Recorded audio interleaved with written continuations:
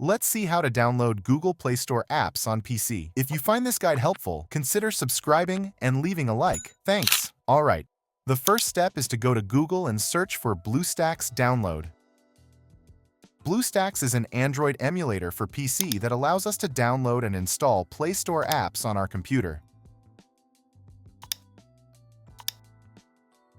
Now open the installer you downloaded. Click on Install Now. Wait for it to finish installing. Once installed, click here. Here you can search for the app you want to download in the emulator, and as a result, it will also be downloaded on your PC. In my case, I'll try with TikTok. Click on the app. Click Continue. Wait for it to finish.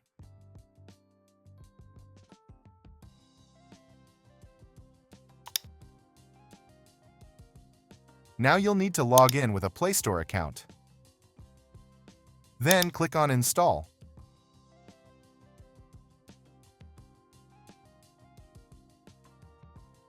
Once installed, click on Open. And that's it. You now have the app ready to use on your PC. If this video helped you, subscribe and leave a like. Thanks.